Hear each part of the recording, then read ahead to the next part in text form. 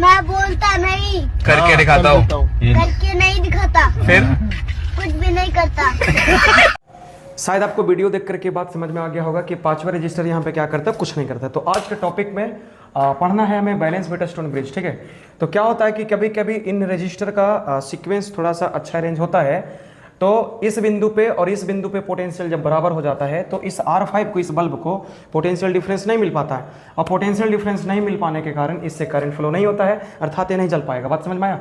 इस टॉपिक से हर एक साल जेईई नीट में सवाल पूछते रहता है, तो आपके लिए बहुत इंपॉर्टेंट है, लास्ट तक बने रहिएगा। ठीक है, इसमें क्या है कि 4 रजिस्टर लगे हुए रहते हैं, बीच में एक गैल्वेनोमीटर होता है जो करंट को डिटेक्ट करता है। ठीक है, अगर इस गैल्वेनोमीटर का रीडिंग 0 हो, डिफ्लेक्शन 0 हो, जिसको हम लोग बोलते हैं जीरो डिफ्लेक्शन या तो नल डिफ्लेक्शन, तो इस सर्किट को हम लोग बैलेंस बोलते हैं। क्या बोलते हैं? बैलेंस, अर्थात पूरा नाम क्या हो जाएगा?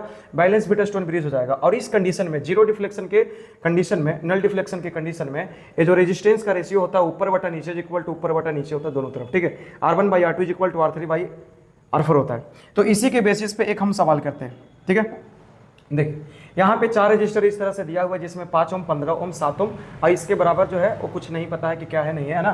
तो बोला है कि अगर यहाँ पे नल डिफ्लेक्शन या जीरो डिफ्लेक्शन का केस है तो बताएं कि ए रेजिस्टेंस का वैल्यू क्या होगा। बात समझ गए बढ़िया से? तो इसमें आपको क्या सिखाया गया था अभी कि अगर ऐसा है ना, नल डिफ्लेक्शन का केस है, तो R1/R2 जो होगा वो R3/R4 के क्या होगा? बराबर होगा। तो ए रेजिस्टेंस कितना दिया हुआ है? 5 दिया हुआ है। ये कितना दिया हुआ है? 15। और ये कितना दिया हुआ है? ऊपर में 7। ये पता नहीं कितना है, मान लीजिए x है, 5 दिया, कितना आ जाएगा? 15।